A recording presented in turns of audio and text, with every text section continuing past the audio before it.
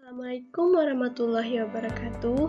Halo semuanya, perkenalkan saya Elkia Febrina Hakma dengan NIM D1A020219 dari kelas C Prodi Agroekoteknologi Fakultas Pertanian Universitas Jambi.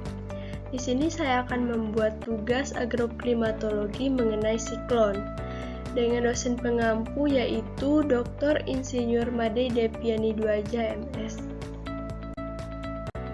Nah, baiklah, di sini saya akan menjelaskan sedikit mengenai siklon tropis. Siklon tropis merupakan badai dengan kekuatan yang besar. Radius rata-rata siklon tropis mencapai 150 hingga 200 km. Siklon tropis terbentuk di atas lautan luas yang umumnya mempunyai suhu permukaan air laut hangat lebih dari 26,5 derajat Celcius. Angin kencang yang berputar di dekat pusatnya mempunyai kecepatan angin lebih dari 63 km per jam. Secara teknis, siklon tropis didefinisikan sebagai sistem tekanan rendah non-frontal yang berskala sinoptik yang tumbuh di atas perairan hangat dengan wilayah perawanan, konvektif, dan kecepatan angin maksimum setidaknya mencapai 34 knot pada lebih dari setengah wilayah yang melingkari pusatnya, serta bertahan setidaknya 6 jam. Siklon tropis dikenal dengan berbagai istilah di muka bumi, yaitu badai tropis atau tifon, atau topan jika terbentuk di Samudra Pasifik.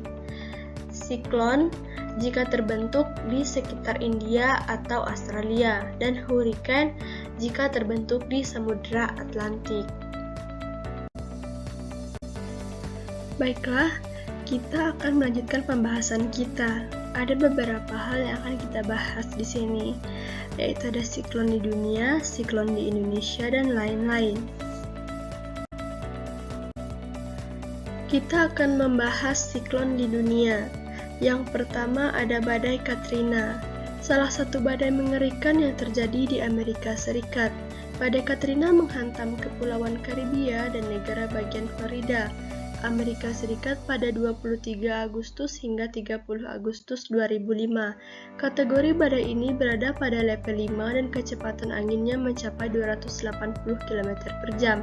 Menurut informasi, akibat badai ini sebanyak 1.836 tewas dan menyebabkan ribuan rumah warga hancur dan terendam dengan nilai kerugian sebesar 81,2 miliar US dollar. Yang kedua ada topan durian atau badai reming. Angin topan yang melanda negara Asia Tenggara, Filipina pada bulan November 2006 dan meluluh lantahkan wilayah yang terkena dampak dari topan ini. Dengan kecepatan angin hingga 150 km per jam, topan ini masuk level 4 yang menyebabkan kurang lebih sebanyak 1.500 orang tewas dan puluhan ribu warga kehilangan tempat tinggal.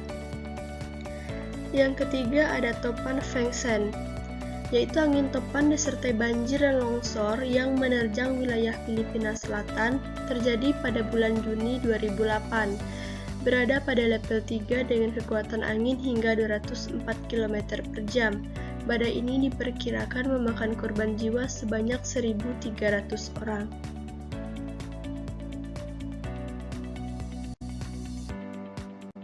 Yang keempat ada badai Sandy.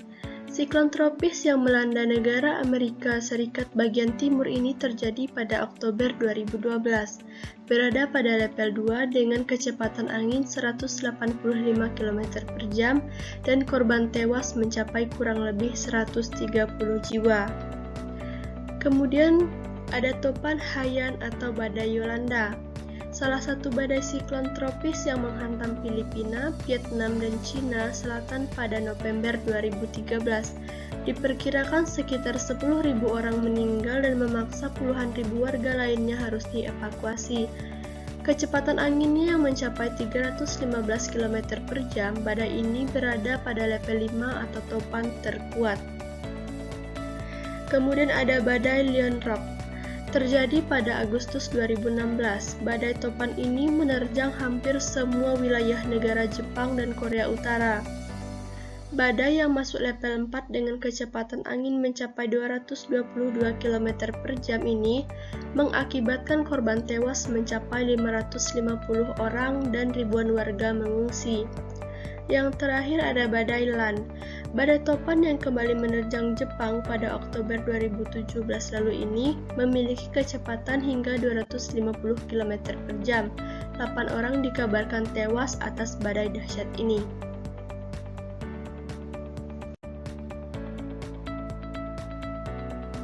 Kita akan membahas siklon di Indonesia. Ada beberapa kasus siklon yang terjadi di Indonesia. Yang pertama ada siklon Durga pada tahun 2008. Siklon Durga terbentuk di perairan barat daya Bengkulu pada 20-25 April 2008 di Samudra Hindia. Ini adalah siklon tropis pertama yang dicatatkan TCWC BMKG Jakarta semenjak mulai resmi beroperasi pada tanggal 24 Maret 2008. Siklon tropis Durga terbentuk di Samudra Hindia sekitar dari 1000 km dari kota Bengkulu, tepatnya 9,2 derajat lintang selatan dan 95,1 derajat bujur timur. Yang kedua ada siklon Anggrek pada tahun 2010. Siklon tropis Anggrek terjadi pada November 2010 dan berpengaruh terhadap wilayah di Kepulauan Mentawai, Bengkulu, serta pesisir Sumatera Barat dan Lampung. Kemudian ada siklon Bakung tahun 2014. Siklon tropik Bakung mulai terjadi di perairan barat daya Sumatera pada 11 Desember 2014. Yang keempat ada siklon Cempaka tahun 2017. Siklon Cempaka terbentuk di perairan Selat Jawa dengan arah pergerakan sekitar selatan Jawa di atas koordinat -8 lintang selatan dan 109 bujur timur. Yang kelima ada siklon Dahlia tahun 2017.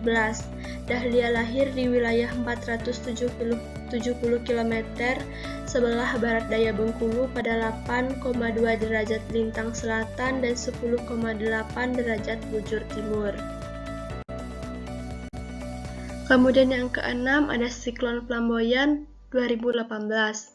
Siklon tropis Flamboyan ini lahir di wilayah Samudra Hindia Barat Daya, Sumatera sekitar 1345 km barat daya, Pulau Enggano atau 1410 km barat daya Bengkulu pada 28 April 2018. Yang ketujuh ada siklon Kenanga tahun 2018. Siklon tropis Kenanga telah melanda wilayah Indonesia, tepatnya sekitar 1400 km dari Bengkulu, barat daya Pulau Sumatera pada 17-19 Desember 2018. Kemudian ada siklon Lili tahun 2019. Bibit siklon Lili ini tumbuh menjadi siklon tropis pada 9 Mei 2019. Banjir dan cuaca ekstrim berupa angin kencang telah melanda beberapa daerah di Kabupaten Maluku Barat Daya saat siklon ini terjadi. Kemudian ada siklon Mangga tahun 2020. BMKG melalui Tropical Cyclone Warning Center atau TCWC Jakarta mendeteksi lahirnya siklon tropis Mangga di Samudra Hindia sebelah barat daya Bengkulu pada 21 Mei 2020. Yang terakhir yang baru saja terjadi yaitu siklon Seroja 2021. Siklon tropis yang kemudian dinamai Seroja ini tumbuh di wilayah Laut Sawu atau di sisi barat daya Pulau Timur atau sisi utara barat Pulau Rote di NTT. Nah, itu dia tadi pembahasan mengenai siklon di dunia dan siklon di Indonesia. Kemudian kita masuk ke beberapa pembahasan yang akan kita bahas selanjutnya. Yang pertama yaitu kenapa siklon Seroja terjadi di daratan. Pusat siklon yang berada di darat menyebabkan dampak besar bagi wilayah di Nusa Tenggara Timur dan Nusa Tenggara Barat. Hal itu menyebabkan bencana banjir bandang yang terjadi di NTT dan NTB. Badai siklon ini bukan hal yang wajar terjadi. BMKG akan mengevaluasi penyebab panasnya suhu permukaan bumi. Salah satu asumsinya berkaitan dengan efek rumah kaca yang diakibatkan oleh pemanasan global. Oleh karena itu, perlu adanya mitigasi terkait dengan dampak pemanasan global tersebut. Kemudian, efek rumah kaca terhadap pemanasan bumi. Ada beberapa dampak dari efek rumah kaca, yaitu Yang pertama, dampak efek rumah kaca adalah pemanasan global. Hal ini mengancam seluruh ekosistem akibat kenaikan suhu bumi. Yang kedua, ada mencairnya es di kutub yang juga mengancam ekosistem. Mencairnya es ini menyebabkan kenaikan air laut sehingga menenggelamkan daerah-daerah rendah. Kemudian laut akan makin asam karena konsentrasi gas-gas rumah kaca yang meningkat. Asamnya air laut akan mematikan terumbu karang dan ekosistem lainnya. Ada juga menipisnya lapisan ozon membuat sinar ultraviolet yang berbahaya sampai ke permukaan bumi. Sekarang kita akan membahas hubungan tsunami dengan hujan.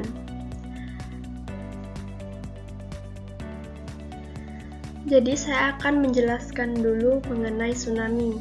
Tsunami adalah gelombang air besar yang diakibatkan oleh gangguan di dasar laut seperti gempa bumi. Gangguan ini membentuk gelombang yang menyebar ke segala daerah dengan kecepatan gelombang mencapai 600 sampai 900 km per jam. Awalnya gelombang tersebut memiliki amplitudo kecil sehingga tidak terasa di laut lepas, tetapi amplitudonya membesar saat mendekati pantai. Saat mencapai pantai, tsunami kadang menghantam daratan berupa dinding air raksasa. Tetapi bentuk yang lebih umum adalah naiknya permukaan air secara tiba-tiba.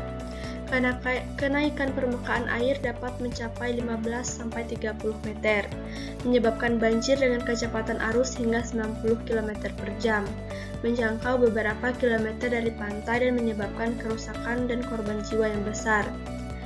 Menurut saya, tidak ada hubungan tsunami dengan hujan.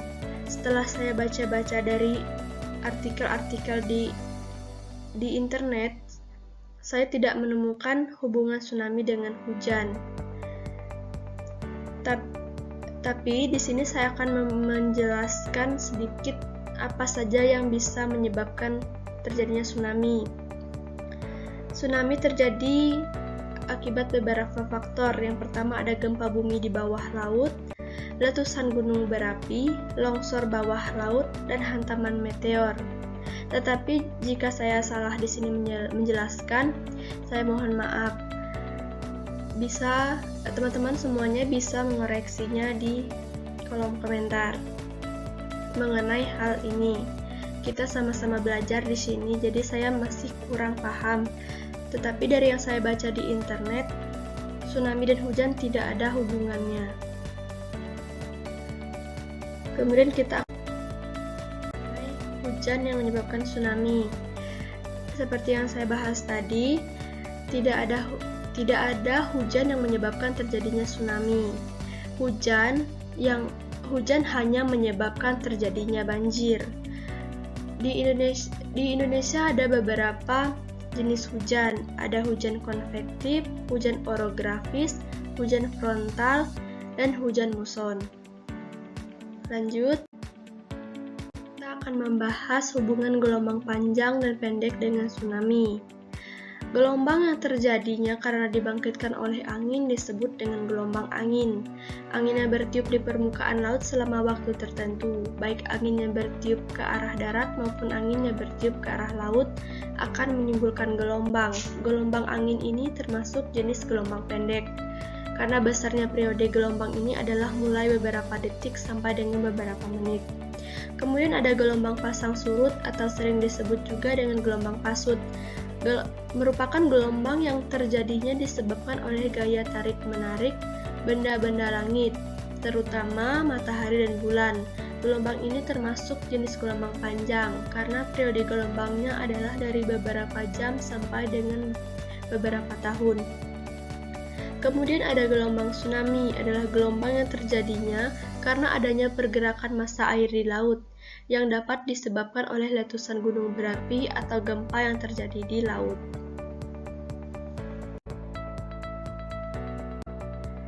Nah, di sini saya akan menjelaskan pengertian laut, lautan, dan samudera. Yang pertama, laut. Laut adalah sebuah perairan asin yang dikelilingi secara menyeluruh atau sebagian oleh daratan. Dalam arti yang lebih luas, laut adalah sistem perairan samudera berair asin yang saling terhubung di bumi yang dianggap sebagai satu samudera global atau sebagai beberapa samudera utama. Kemudian lautan. Lautan adalah laut yang ukurannya sangat luas, yang merupakan himpunan dari air asin yang sifatnya sambung-menyambung meliputi suatu permukaan bumi. Kemudian ada samudra. Samudra adalah laut yang luas dan merupakan massa air asin yang sambung-menyambung meliputi permukaan bumi yang dibatasi oleh benua ataupun kepulauan yang besar. Nah, kita sampai pada akhir video. Itu tadi penjelasan dari saya. Apabila terdapat banyak kesalahan saya mohon maaf. Dan juga teman-teman boleh mengoreksinya di kolom komentar ya. Di sini saya juga masih belajar. Jadi boleh teman-teman semua menambahkan apabila ada kesalahan kata atau kalimat atau jawaban atau penjelasan saya yang kurang atau yang salah, boleh dikoreksi di kolom komentar. See you, bye-bye.